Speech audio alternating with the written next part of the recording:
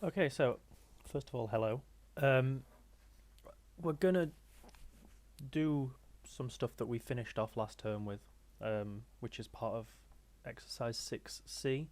So I'm gonna do two examples of what we looked at, and then I'm gonna do some further examples which are taken from the exercise. So specifically, question part one of the things from question 3, one of the things from question 10. Just I think they're slightly different and they're not too hard once you know what to do. So I just thought I'd do one example of each of them for you. Then I just want to set you off on some practice questions. So hopefully this is something that you remember. Um, but it's when we get given an equation like this here, and we want to make it into an equation that looks like that, which is our equation of a circle, where r is our radius and a and b is our centre of a circle. So first of all with this, well, what we would do is you just want to put your x's together,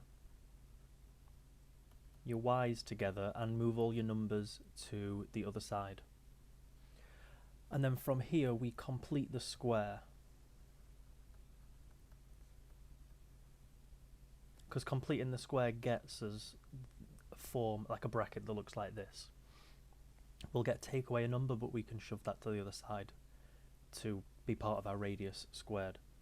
So if we complete the square for this, that's x minus 3 all squared. And then we need to take away the square of this number here, so take away 9. And then we do the same for this bracket. This would turn into y plus 1. Remember, we half the number that's by the y, or half the number that's by the x, and that goes there. And then we take away 1, because that's 1 squared, equals to 6.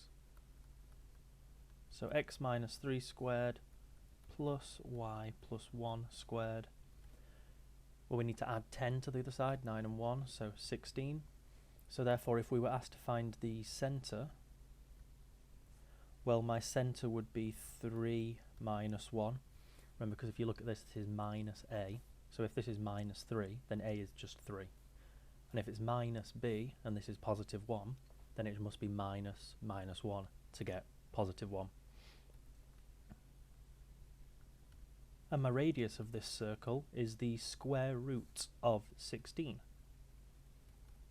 which is 4. Again, taking note that this is r squared on that side, so we do need to square root it, so we get a radius of 4. So a further example, just another one, I'll click this and show what has been typed up here. So they've organised it to get the x's together, to get the y's together and the numbers. At this stage, I'd have probably moved the numbers to the other side because I just know that's what I'm going to be doing anyway. But it's fine either way. They've completed the square of this, so halved this 20 to be 10, and then squared it, took it away. Halved this 16 to be 8, squared it, took it away. So we've got minus 100, minus 64, plus 139. If we take that all to the other side, it's going to get me x minus 10 squared plus y minus 8 squared equals 225. So therefore my centre is here and my radius is the square root of 25, which is 5. And then just the final two examples. Hopefully this is just a quick introduction and then some extended time you answering some questions as a nice introduction back after the holidays. We need to show that this equation of a circle has a point 48 on it. And this is a question I remember when I was doing A-level. I always used to get confused on how I would show this, and I probably made it too difficult, and from times of teaching it I know students have struggled on this, and it is as simple as sub in your x equals 4 and your y equals 8, which is just your coordinate, and to this left side. And if it equals 13, then it's on the line. If it doesn't equal 13, then it's not on the line. Any equation of a line, a straight line, a quadratic, a cubic, a circle, anything, it is just a representation of coordinates. This equation here shows all the possible coordinates that are on this line. So if someone makes a claim saying, well, show if this coordinate's on the line, You just need to substitute the points in and see if it equals what it's supposed to equal. So if it equals 13, then it's on the line. So let's just go ahead and do that. X is 4, so 4 minus 2 squared plus y is 8, x minus 5 squared. Well, that's going to be 2 squared plus 3 squared. That's 4 plus 9. Let's make this proper with some equal signs. And that's going to be 13. And you don't need to do any more than that. You just say, therefore, 4/8 is on the circle. And that's just the skill you need to do for that. And then this one here, this is kind of like the first example we did, but it's just a little bit harder. So first I would rearrange to make equal 0, and that's a skill that you do for everything when you see some algebra with stuff on both sides. So I'm going to rearrange this to be equal to 0. 2x squared. If I minus the 2y, that's going to turn into 2x, that's going to turn to minus 8x. I've got 2y squared and I've got 5y, so if I add this 3y onto both sides, that's going to give me plus 8y. And I'm going to, actually I said rearrange to equal 0. It's probably quicker if we just leave this as minus 3. You could have made it equal 0 and then retook it to the other side, but if I'm getting an equation of a circle, this is the one exception where we actually do like some numbers on this side. From this stage, well, we've not really done anything with these 2x squareds and 2y squareds, etc., etc. Probably for the ease of everything, I'm just going to divide by 2. I might have to deal with some decimals at some point, but I'm completely fine by that.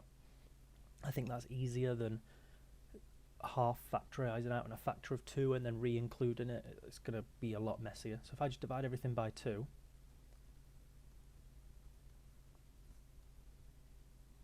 to get this, I get a fraction, but we're at A level, we really don't care about fractions.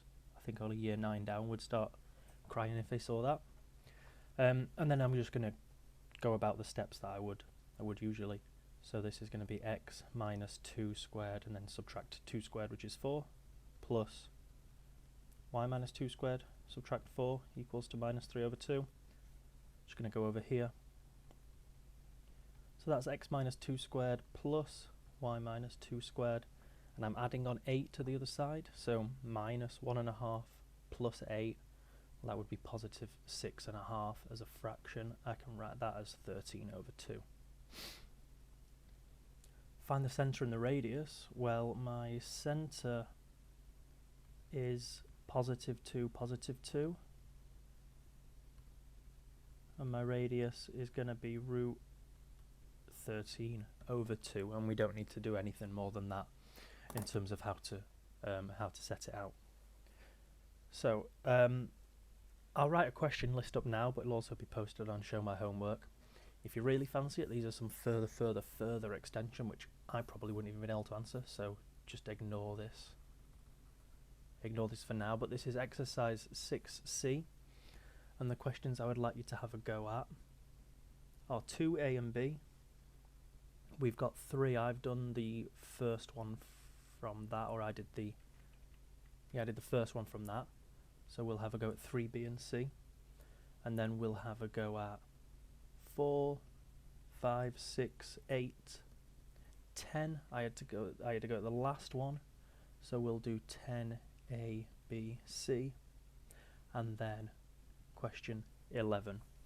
If you are wanting some extension on that, there's question 12, 13, and the challenge questions can be the extension. You can come back to these ones. I'll put the answers up just before I end the video if you really want to have a go at these, but these will take you a good amount of time to crack at, so don't be going at these if you've not cracked the stuff that I've written in red at the top. Message me if you need any help on any of them questions. I'm happy to record or email you or talk to you about how I would tackle any of them problems. And if you want me to release some fully written solutions, I'll go ahead and do that in my spare time one time. Okay, so they're the answers in case you did have a look at them. But okay, cheers.